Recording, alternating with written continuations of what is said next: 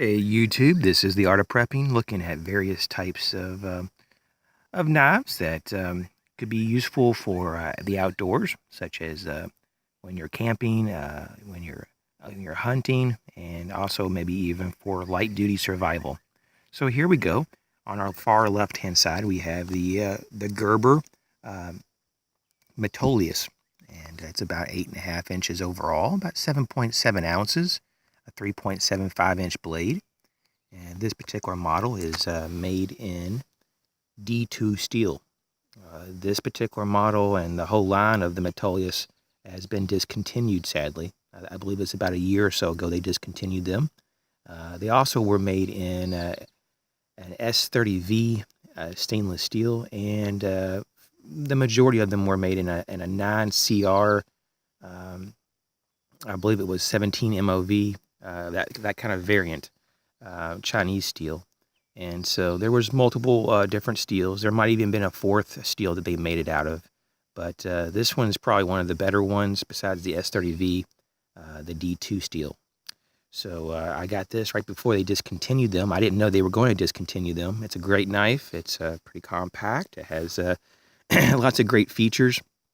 Removable handle scales. As you can see here, they have these star screws holding on the handle scales.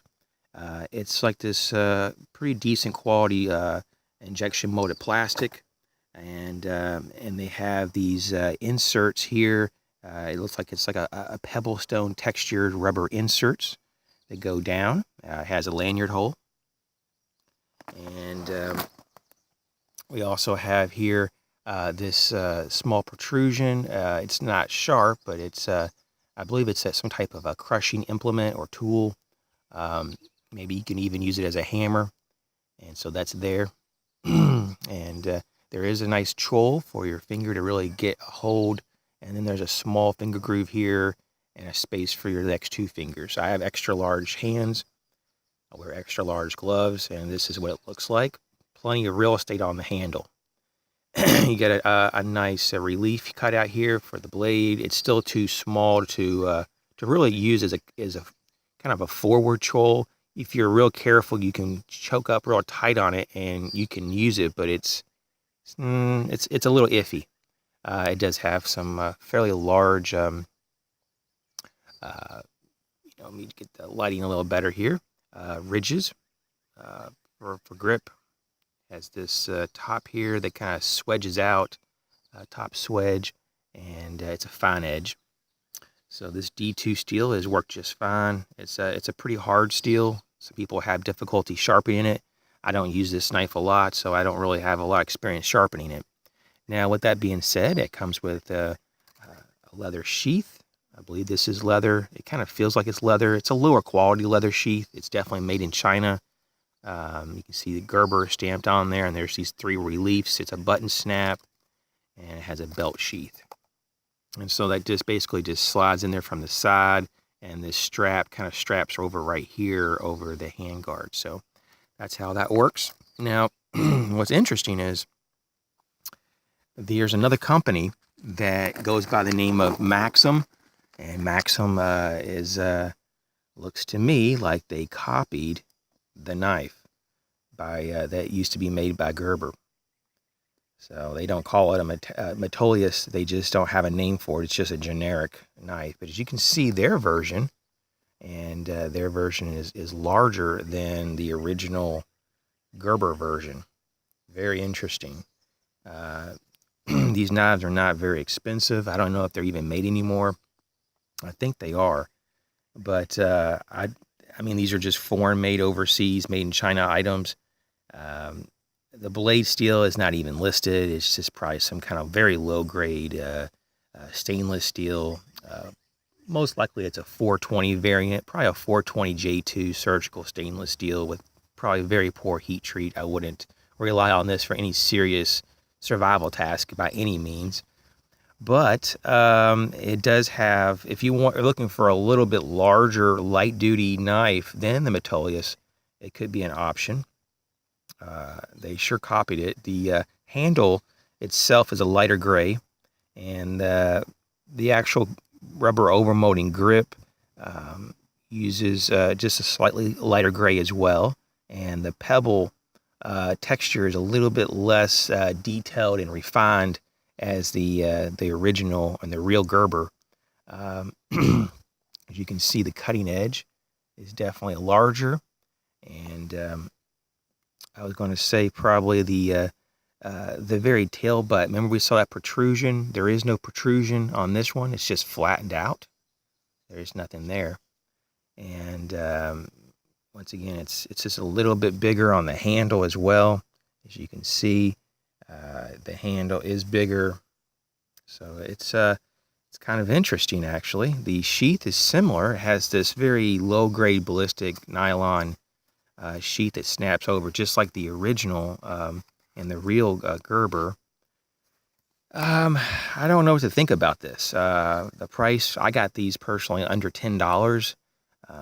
I just wouldn't trust them because of the steel and where they came from. But man, just for a task around the house and for very light wood, task, even feather sticking, they do pretty well.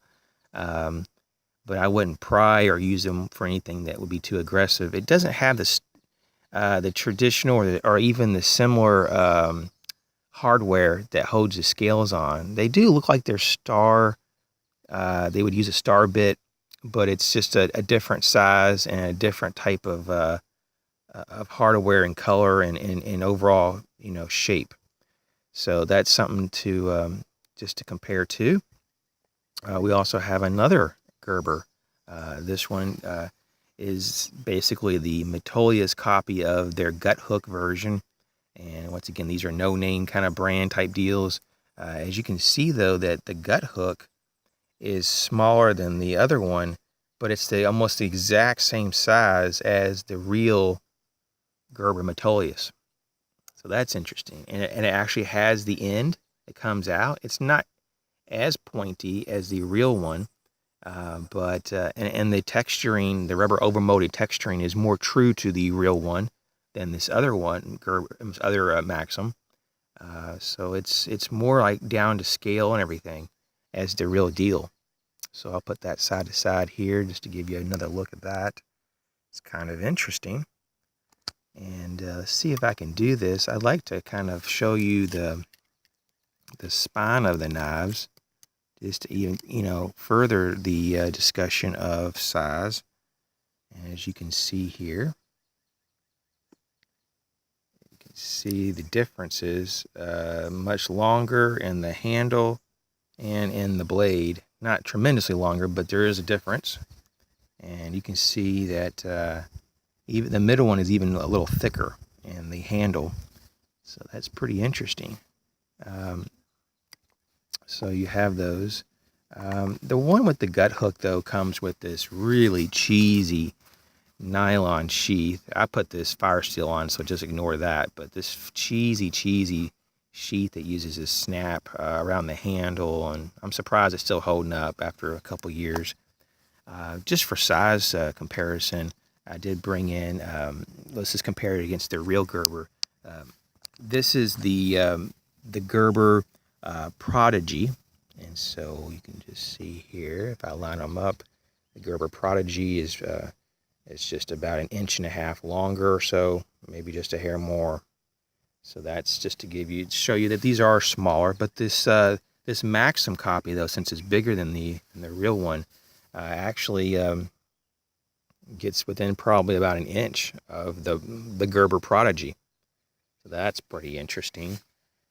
So I just wanted to make this people aware of this of these similarities, and I wouldn't advise you to buy the Maxam copy. It's maybe for extremely light duty tasks you're going to get away with it for many years, as I have, but ultimately you get what you pay for, and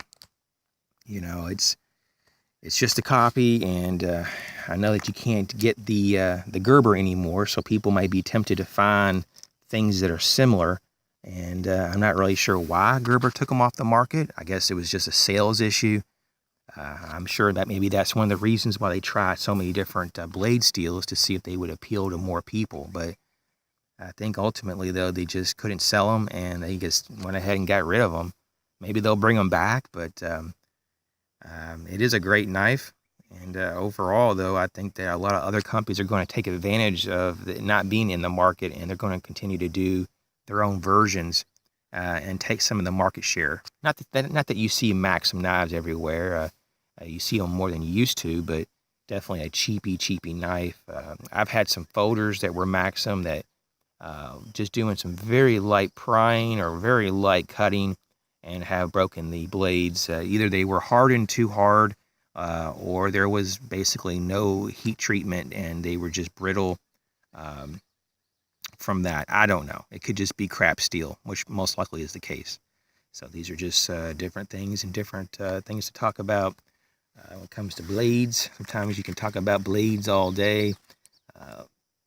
Here's the sheaths again. The only thing I have to say about these types of sheaths like this that Gerber had, yes, it retains the knife perfectly and it's great. It's just hard to get your hand in there to get the knife out because of this big flare that covers the handle, which is, I don't know why you would need all that.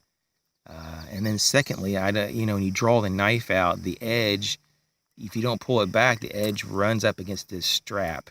And you can cut your strap. I haven't cut mine, but you can cut it.